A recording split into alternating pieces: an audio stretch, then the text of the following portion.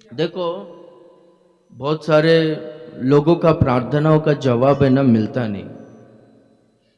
प्रार्थना करते हैं कई दिनों से, कुछ लोग कई सालों से चर्च को आते हैं, उनके जीवन में ना कुछ भी चमत्कार नहीं होता है।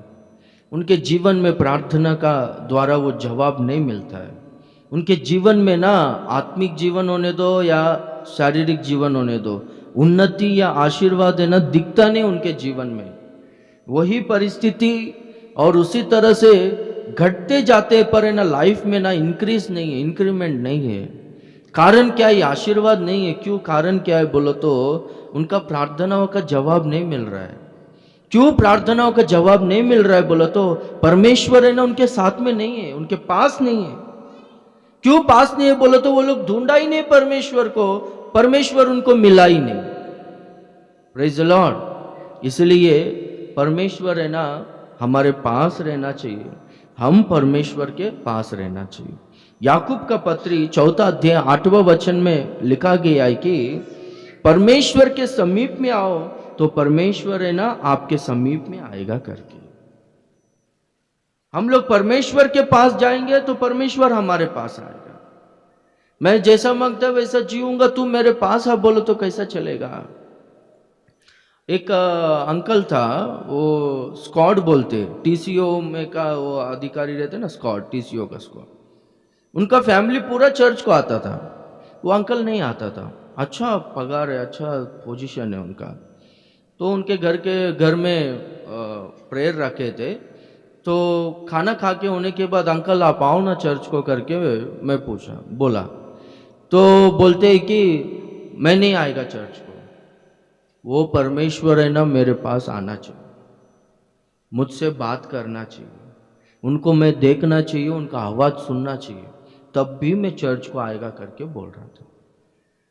मैं उनको तो कुछ बोला नहीं, बड़े, उनका फैमिली पूरा अच्छा है, जाने दो करके। ऐसे ही 2-3 बार बोलेगा तो मेरा दिमाग सटक जाएगा, बोल देगा, तेरा जरूरत ही नहीं है किसको करके बोलेगा। Praise the Lord. तो परमेश्वर आना चाहिए, मुझसे बात करना चाहिए, मुझको दिखना चाहिए, तब जाके मैं आएगा करके। उनको क्या जरूरत है? वो जो कुछ भी करने का था, प्रभु सब कुछ किया ना। 2000 साल पहले परमेश्वर स्वर्ग को, सिंहासन को, पिता के दाहिने और रहने का जो भाग्य छोड़ने का नहीं था, वो भाग्य छोड़ने का नहीं था, वो भाग्य को छोड़कर, वो धन्यता को छोड़कर, महिमा को छोड़कर मानव रूप धारण कर कर इस पृथ्वी में आया, शून्य हुआ, रिक्त हुआ, दास का रूप को धारण किया। वो घायल हुआ, सूली पर चढ़ा, लहू का अंतिम बूंद को बहाया, मरा, फिर से तीसरे दिन जी उठा। जो कुछ भी हमारे लिए करना है वो सब कुछ किया प्रभु ने। अभी और भी कुछ लोग, वो आना चाहिए। बीड़ी पीते रहेगा तो वो बीड़ी सिगरेट पकड़कर बेटा मत पी करके बोलना चाहिए। एक गाली देते रहेगी, बड़बड़ करते रहेगी, प्रभु इनका मुंह में ऐसा हाथ रखना मांगता है, बेटी ऐसा मत बोल करके। ये हमारा ऐसा सोच है ना, हमारा बहुत गलत है। हमको आशीर्वाद चाहिए तो हम लोग जाना चाहिए प्रभु के पास। वहां पर लिखा गया है, प्रभु के समीप आओ तो वो तुम्हारे समीप में आएगा करके। तो प्रभु है ना हमारे समीप में रहना चाहिए, हम लोग परमेश्वर के समीप में रहना चाहिए। Praise the Lord. तो जितने भी जन है ना परमेश्वर से दूर रहेंगे, उनका प्रार्थना का जवाब नहीं मिलेगा। बाइबल में बहुत सारे एग्जाम्पल्स को हम लोग देखते हैं। परमेश्वर है ना आदम और हवा को बनाया। हर दिन परमेश्वर है ना अदन के वाटिका में शाम के समय में परमेश्वर है ना आदम से बात करने के लिए जाता था।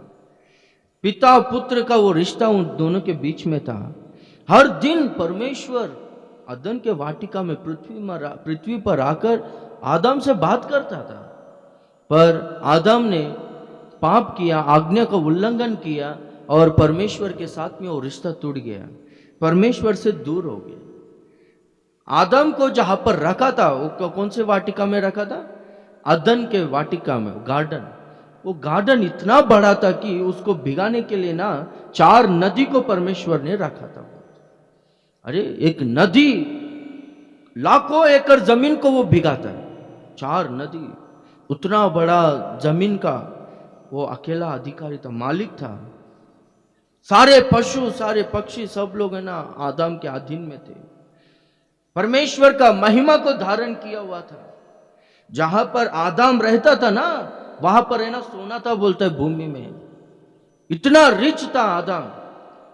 पर जब परमेश्वर के साथ में वो रिश्ता टूट गया, परमेश्वर से दूर हो गया ना, परमेश्वर आदम के वाटिका में आकर पूछते हैं ना, आदम तू कहां पर है, आदम तू कहां पर है। इसका मतलब क्या, जहां पर रहना था वो नहीं है, वहां पर परमेश्वर के समीप में रहने का था ना, परमेश्वर के साथ वो संबंध में वो रिश्ते में रहना चाहिए था, उन रिश्ते में नहीं है, टूट गया है, कहां पर है करके पूछ रहा है। बाद में देखेंगे तो आदम के वाटिका से बाहर निकाला गया, आशीर्वाद से दूर चले गया, ढकेला गया। और बाद में देखते हैं कि परमेश्वर आदम से कहता है तूने ना ये पाप किया है करके, तेरे निमित्त ये भूमि है ना श्रापित हुआ है करके बोलता है। अभी से ये भूमि ये पृथ्वी है ना कांटों को और जड़ बेरी को उगाएंगे करके। ये पृथ्वी में ये श्रापित भूमि और ये कांटे जड़ बेरी ये सब दुख प्रयास, ये सब का कारण क्या है बोलो तो परमेश्वर से दूर हुआ है। अभी लोगों के जीवन में ना बहुत दरिद्रता, बहुत श्राप, बहुत दुख परेशानी, इसका कारण क्या है बोलो तो परमेश्वर के साथ है ना उनका रिश्ता नहीं, उनका संबंध नहीं है, परमेश्वर से ना दूर हो गए। परमेश्वर से दूर क्या करता है बोलो तो मनुष्य का पाप है ना परमेश्वर से दूर करता है। तो इसलिए परमेश्वर से दूर नहीं रहना है, परमेश्वर के समीप में हम लोग को रहना है। हालेलुया। हाँ, और हम लोग देखेंगे तो परमेश्वर से क्या दूर करता है बोलो तो 138वां भजन संहिता 138 और उसका 6वां वचन। हाँ, यद्यपि यहोवा महान है तो भी वह नम्र मनुष्य की ओर दुष्टि करता है, परंतु अहंकारी को दूर ही से पहचान लेता है। नम्र मनुष्यों पर परमेश्वर अनुग्रह करता है, हालेलुया, उन पर दृष्टि करता है, परंतु अहंकारियों से ना दूर रहता है करके लिखा गया। दारू पीने का आदत नहीं है, बाहर टपोरी लोगों के साथ में नहीं घूमता है, गाली नहीं देता है, पर घमंड है, अहंकार है। परमेश्वर है ना ऐसे लोगों से दूर रहता करके लिखा गया। परमेश्वर से दूर होता है तो एक व्यक्ति का हालत क्या होता है, एक बार सोचो। बहुत सारे एग्जाम्पल्स है। नयोमी बेथलेहम को छोड़कर चले गई, पति मर गया, दोनों बच्चे लोग मर गए, बूढ़ी होकर वापस लौट कर आई। खोया हुआ पुत्र, वो पिता को छोड़कर गया। क्यों छोड़कर गया? वह अपना दोस्त लोगों का बात को सुना, उसका संगति बराबर नहीं था, उसको ना पिता का घर अच्छा नहीं लग रहा था, उसको ना बाहर दोस्ती, बाहर फ्रीडम उसको अच्छा लग रहा था। पिता का विरोध करके, उल्टा बात करके छोड़कर चले गए। बाद में देखते खाने के लिए खाना नहीं, ठिकाने, जो देश पे भरोसा करके गया वो देश में अकाल आया। हाँ, बहुत तकलीफ आया, खाने के लिए नहीं, सुअरों के साथ घूम रहा है। किसके साथ घूमना मांगता है? पिता के घर में रहना मांगता है, सुअरों के साथ में घूम रहा है। ऐसा कामों को कर, इसका कारण क्या है बोलो तो पिता को छोड़कर गया। कौन से भी हालत में हम लोग है ना परमेश्वर को नहीं छोड़ना चाहिए, परमेश्वर के समीप में हम लोग को रहना है। हालेलुया।